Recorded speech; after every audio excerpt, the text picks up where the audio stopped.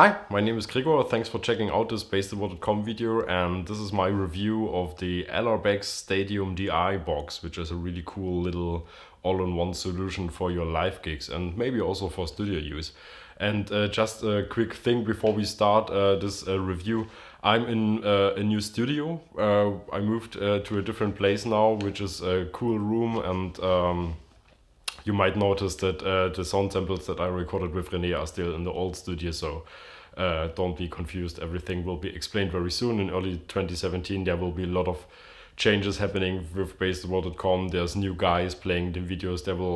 There's a lot of stuff going on right now that you will see and hear soon, so just stay tuned. And now let's start with the LRBX DI review.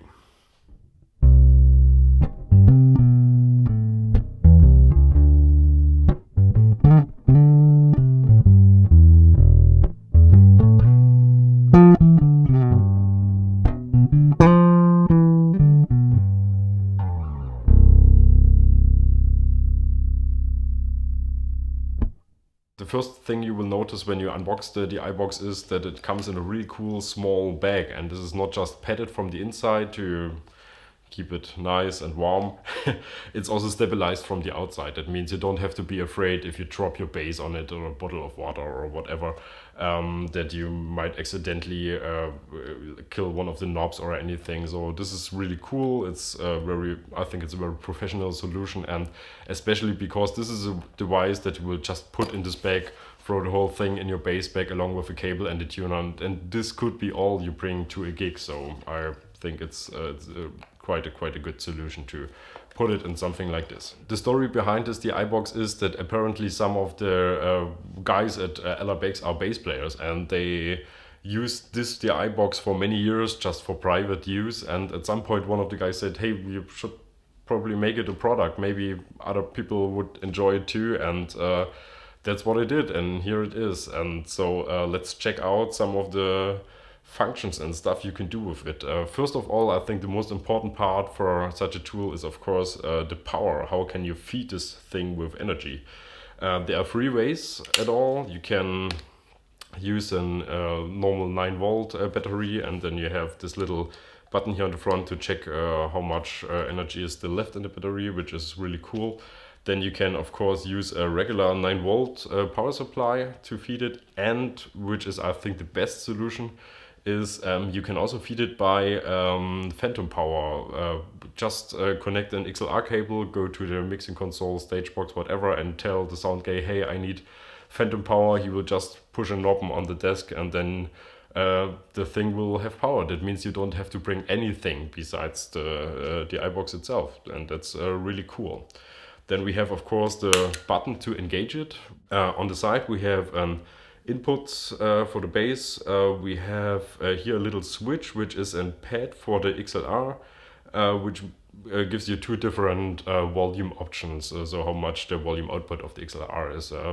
This I would always leave it at the +4, which is not set in. Now we have +4, which is like this standard studio and live output for XLR outs or for DI outs. If this is too hot for the signal, or if you want to go into the studio into a different preamp which has a very sensitive input, you can switch to -10 and have more headroom.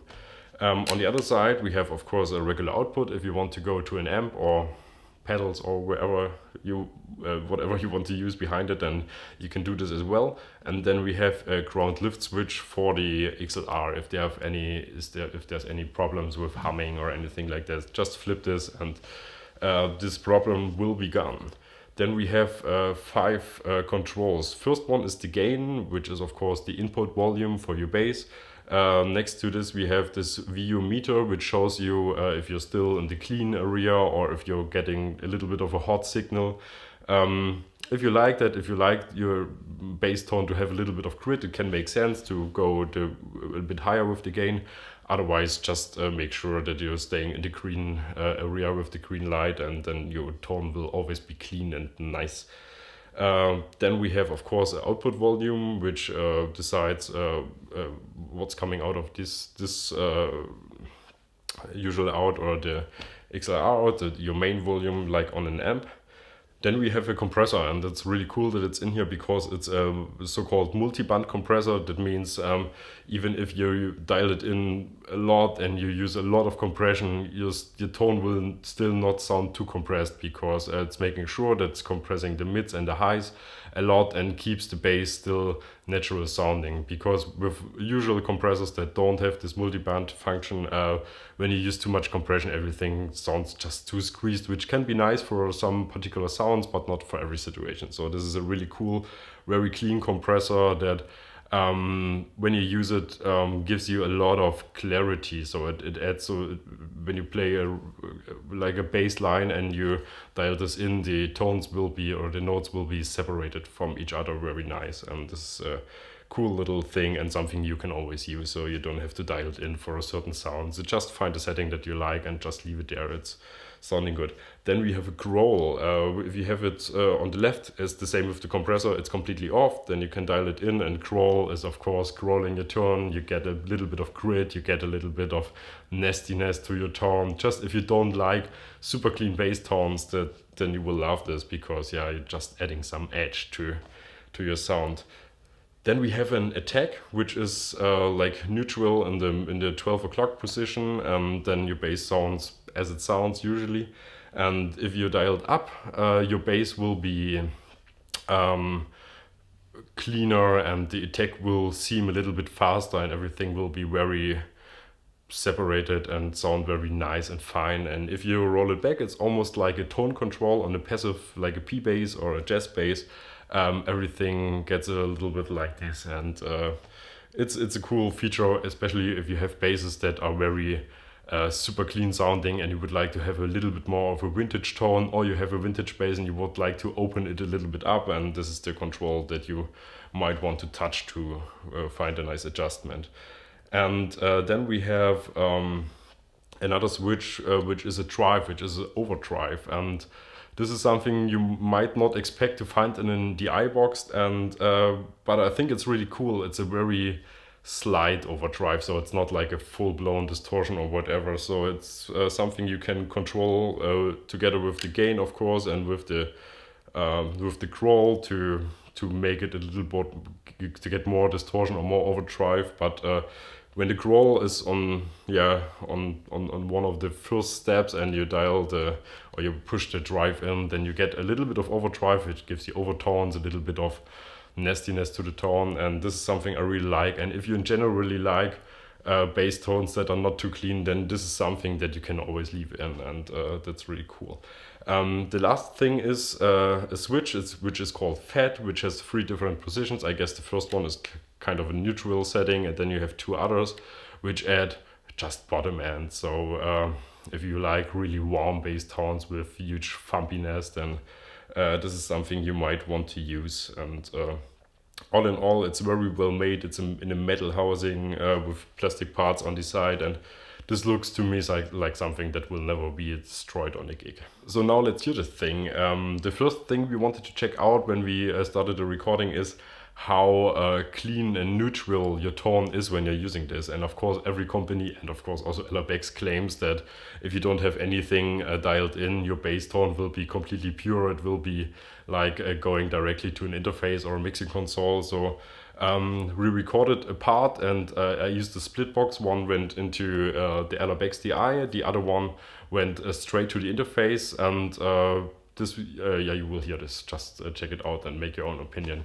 I think it sounds like 89% close to the original direct bass tone. There's a little bit more details on the direct recording, but this is also, of course, there's more cables used when you're going in here, which means always a little bit of tone loss. And overall, this is something in a live situation you won't hear any difference, I guess.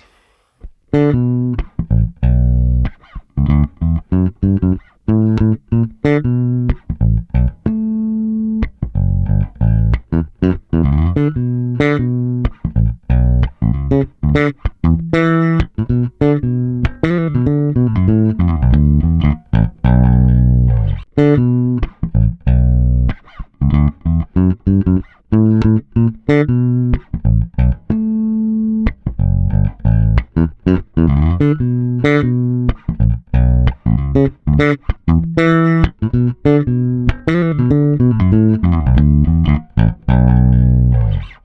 the next sample we used a setting where we dialed in some Grohl and some drive just to hear what happens if you're going for a little bit more edgier tones.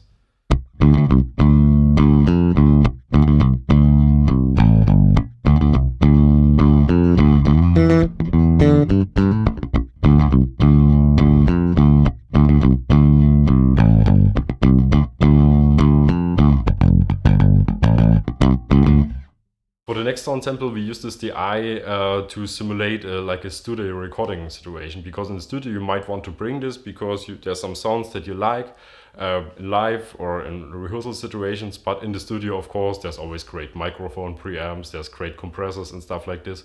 So we connected the bass to this DI box, went with the XLR DI out into an BAE 1073 preamp, which is basically a copy of an old, really sweet sounding Neve console.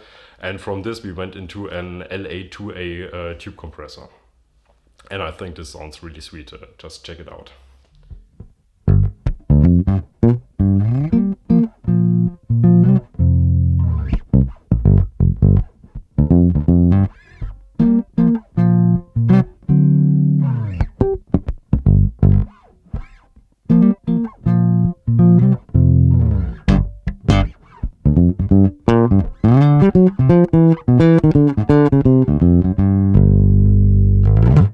For the next and final sound sample, we used all functions. You will hear this in a minute. I'm just dialing the knobs, and so you get an impression what happens if you turn each one of those. And I had to use relatively hard limiting on this because of when you add Grohl, for example, or gain, then of course the volume will become much higher, and in order to keep this on a level that not your speakers or anything will be completely distorted, I used limiting on this. So don't wonder, there's actually much more headroom when you dial the knobs, but of course this is something we can't show, except if I would make the whole sound sample extremely quiet to offer this headroom. But I think you will get an idea, and you will hear what happens when we turn each knob.